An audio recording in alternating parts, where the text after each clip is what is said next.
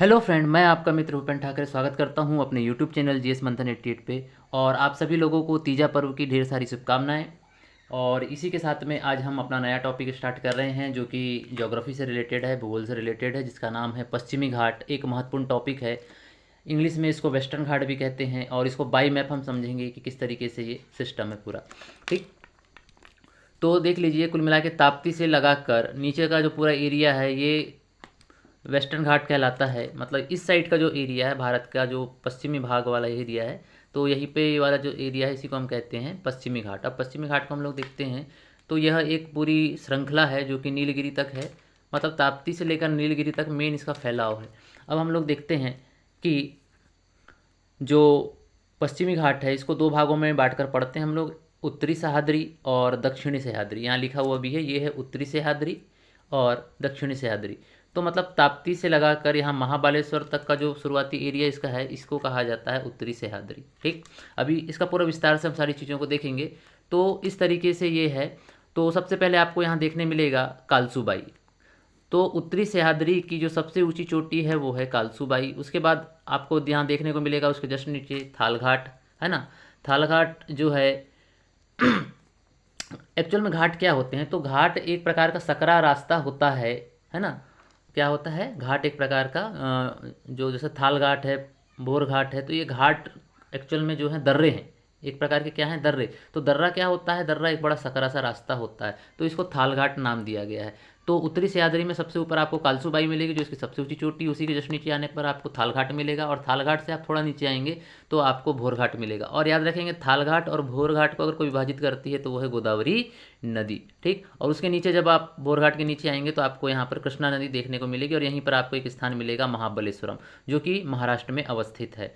तो आपको उत्तरी सह्याद्री में क्या क्या चीज़ें देखना है, एक तो आपको कालसूबाई देखना है, उसके बाद में थालघाट देखना है, नीचे आओगे फिर गोदावरी है ना नदी, जो कि थालघाट और भोरघाट को आपस में अलग करेगी। और उसके नीचे आपको महाबलेश्वरम देखने को मिलेगा, ठीक है, जो कि कृष्णा नदी के किनारे पर है।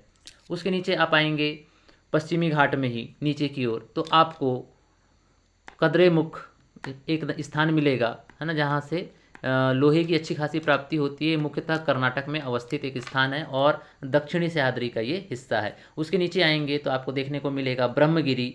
और ब्रह्मगिरी से आप नीचे आएंगे तो क्या है, यहाँ पर आपको दोद्दा बेट्टा देखने को मिलेगा, जो कि नीलगिरी की सबसे ऊंची चोटी। तो एक्चुअल में आप लोग याद रखेंगे, ये वाला जो पूरा क्षेत्र है ये कहलाता है पश्चिमी घाट, और इधर का जो हिस्सा है ये वाला जो हल्का सा कटा पीटा सा मैं दिखा रहा हूँ आपको, इसको कहते हैं पूर्वी घाट। तो जहाँ पर पश्चिमी घाट और पूर्वी घाट आकर मिलते हैं और एक गांठ जैसी संरचना बनती है, उसी को ही हम कहते हैं नीलगिरी। क्या कहते हैं उसको, नीलगिरी। और नीलगिरी की सबसे ऊंची चोटी है दोद्दा बेटा, ठीक है, जो कि तमिलनाडु में अवस्थित है। वहाँ से आप नीचे आएंगे तो आपको अनाईमुड़ी देखने को मिलेगी, जो कि अन्नामलाई पहाड़ी में। तो एक्चुअल में क्या है, देख लीजिए, नीलगिरी है जहाँ पर पूर्वी घाट पश्चिमी घाट आके मिल रहे हैं। तो नीलगिरी से जब आप दक्षिण में जाओगे तो आपको अन्नामलाई, और अन्नामलाई से दक्षिण में आओगे तो आपको कार्डेमम की पहाड़ी, और नीचे आओगे तो आपको नागरकोइल की पहाड़ी देखने को मिलेगी। और इसी अन्नामलाई श्रेणी की जो सबसे ऊंची चोटी है वो है अनाईमुड़ी। और याद रखेंगे, ये दक्षिण भारत की सबसे ऊंची चोटी है जिसकी कुल ऊंचाई 2695 मीटर। और उसके बाद फिर नीचे आप आओगे तो यहीं पर आपको अन्नामलाई में ही आपको पालघाट और सिनकोट घाट आपको देखने को मिलेंगे, एक प्रकार के दर्रे हैं, ठीक है। तो इस तरीके से ये सारी चीज़ें हैं।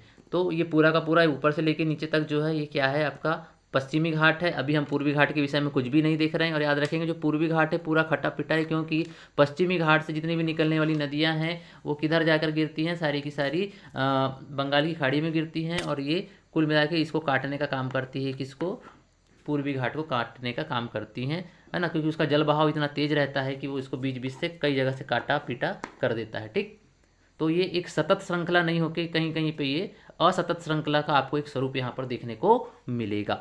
ठीक, इतनी बात को आप, इतने मैप को पूरे दिमाग में डाल लीजिए। एकदम सरल तरीके से मैंने इसको बताने का प्रयास किया है। अगर आप इस मैप को अच्छे समझ लेंगे तो आपको पश्चिमी घाट का भी अलग से कुछ पढ़ने की ज़रूरत नहीं पड़ेगी। अब थोड़ा सा इसका हम विस्तार देख लेते हैं और कुछ चीज़ों को यहाँ पर एक बार चित्र के माध्यम से समझते हैं। अब देख लीजिए, जो अन्नामलाई है, यही अन्नामलाई की हमने पहाड़ी अलग से बनाई है। और अन्नामलाई की पहाड़ी से ही आप थोड़ा सा उत्तर पूर्व में जाएंगे तो आपको यहाँ पालनी की पहाड़ी देखने को मिलेगी। और पालनी की पहाड़ी से जब ऊपर चलेंगे तो आपको कोडई केनाल नाम की पहाड़ी देखने को मिलेगी, जो कि एक स्वास्थ्यवर्धक स्थान है। और कोडई केनाल जो है तमिलनाडु में अवस्थित है ना। तो इस तरीके से ये अन्नामलाई पहाड़ी, अन्नामलाई के पहाड़ी के उत्तर पूर्व में आपको पालनी की पहाड़ी, और पालनी की पहाड़ी के उत्तर पर आप चलोगे तो आपको कोडाईकनाल पहाड़ी मिलेगी, जो कि एक प्रकार का हिल स्टेशन है, स्वास्थ्यवर्धक स्थान है। अब सारी बातों को यहाँ विस्तार से समझते हैं। पश्चिमी घाट पर्वत हिमालय के बाद भारत की दूसरे सबसे लंबी पर्वतमाला है। ठीक है, तो सबसे ऊंचा कौन है आपका? हिमालय है। हिमालय काफ़ी लंबी पर्वतमाला है, उसका विस्तार काफ़ी ज़्यादा है। और लंबाई की बात करें पश्चिमी घाट की, तो टोटल जिसकी लंबाई हो 1500 किलोमीटर है। और याद रखेंगे इसका विस्तार कहाँ कहाँ है, तो गुजरात, महाराष्ट्र, गोवा, कर्नाटक, केरल और तमिलनाडु, तो इन 5-6 राज्यों में ही इनका विस्तार है ना।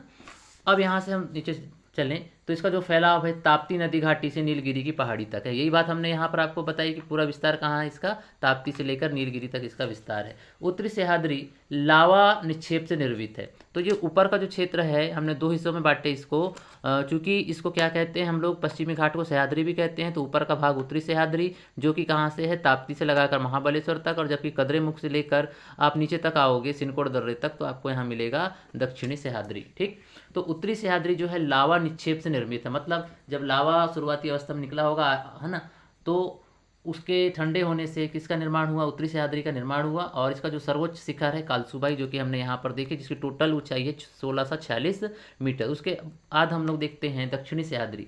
बेसिकली ये जो है आर्कियन चट्टान से बना हुआ है। जहाँ हम उत्तरी सह्याद्री को देखते हैं ये लावा निक्षेप से बना है, जबकि दक्षिणी सह्याद्री आर्कियन चट्टान से निर्मित है। अब हम लोग देखते हैं कि दक्षिणी जो सह्याद्री है इसका जो सर्वोच्च शिखर है वो है कद्रेमुख।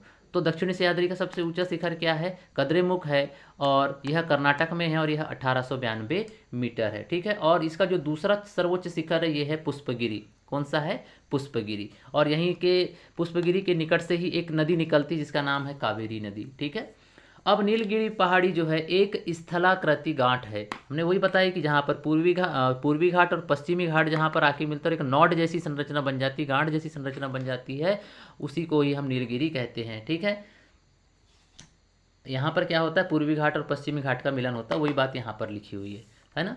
अब नीलगिरी का जो सर्वोच्च शिखर है वो है डुड्डा बेटा। तो नीलगिरी का जो सर्वोच्च शिखर है, ये नीलगिरी है, इसका जो सर्वोच्च शिखर हम दर्शा रहे हैं इसका नाम है क्या, डुड्डा बेटा। इसकी जो ऊंचाई है वो है 2623 मीटर। ठीक है, यह दक्षिण भारत की दूसरी सबसे ऊंची चोटी है। इस चीज़ को भी आप लोग याद रखेंगे कि यह दक्षिण भारत की दूसरी सबसे ऊंची चोटी भी है।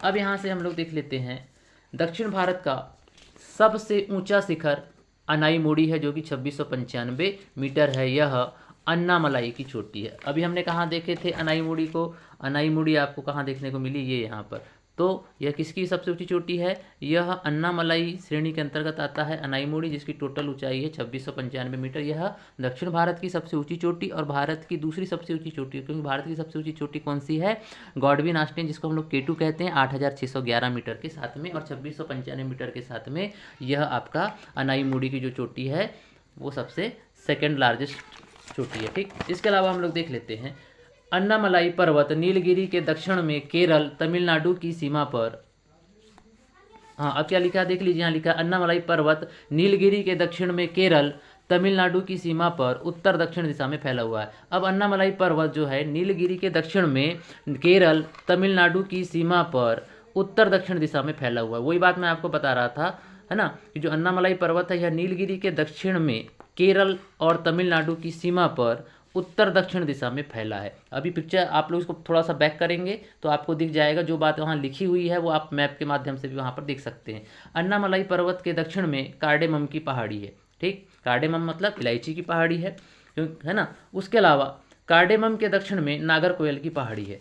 अन्नामलाई पर्वत के दक्षिण से पालनी की पहाड़ी विकसित होती है ना। अन्नामलाई पर्वत के दक्षिण से पालनी की पहाड़ी विकसित होती है, यही बात मैं आपको बता रहा था। ये देख लो, ये इसके यहाँ दक्षिण से ये उत्तर पूर्व की दिशा में होता है पालनी की पहाड़ी, और पालनी की पहाड़ी के उत्तर में जाओगे तो कोडाईकनाल पहाड़ी मिल जाती है। ठीक, दक्षिण से पालनी की पहाड़ी विकसित होती है, इसकी दिशा उत्तर पूर्व है। दिशा क्या लिखा है देखो, उत्तर पूर्व लिखा हूँ मैंने। कोडाईकनाल जो है तमिलनाडु नामक जो कोडाईकनाल है ये एक प्रकार का प्रसिद्ध स्वास्थ्यवर्धक स्थल है, जो कि तमिलनाडु में अवस्थित है। ठीक, यही बात मैंने आपको पहले बताया। जबकि ऊटी या उटक मंडकम या इसको उटक मंडलम भी कहते हैं, यह नीलगिरी की पहाड़ी पर तमिलनाडु में अवस्थित है। ठीक है, तो नीलगिरी में आता है ऊटी या उटक मंडकम, जबकि जो कोडाईकनाल है ये कहाँ पर आता है आपका पालनी की पहाड़ी के ऊपर आता है। तो ये यही बात मैं आपको यहाँ समझाना चाह रहा था कि अन्नामलाई के थोड़ा दक्षिण में जाओगे तो आपको पालनी की पहाड़ी थोड़ा सा उत्तर पूर्व दिशा में या पूर्वोत्तर की दिशा में मिलेगा, और इसके ऊपर जब चलोगे पालनी की पहाड़ी से तो आपको यहाँ कोडई कैनाल की पहाड़ी आपको या कोडई कैनाल स्थान देखने को मिलेगा, जो कि एक प्रकार का हिल स्टेशन भी है। अगर इस सारी चीज़ों को आप समझना चाहते हो तो मैप को बड़े विस्तार से समझिए, क्योंकि ज्योग्राफी टोटल मैप पर आधारित होती है, और जितना आप मैप का अध्ययन करेंगे उतना ही आपको ज्योग्राफी समझ में आएगी, अन्यथा आप किसी भी तरीके की कोई कल्पना नहीं कर पाओगे, क्योंकि ज्योग्राफी टोटल जो है चित्र पर आधारित होता है। और जितनी बातें यहाँ लिखी हैं वही मैंने यहाँ लिख दिया है ना। तो इस तरीके से ये आज का एक छोटा सा वीडियो था, छोटा सा प्रयास था। मिलते हैं फिर नेक्स्ट वीडियो में। जय हिंद, जय भारत, जय श्री राम, जय माँ भारती।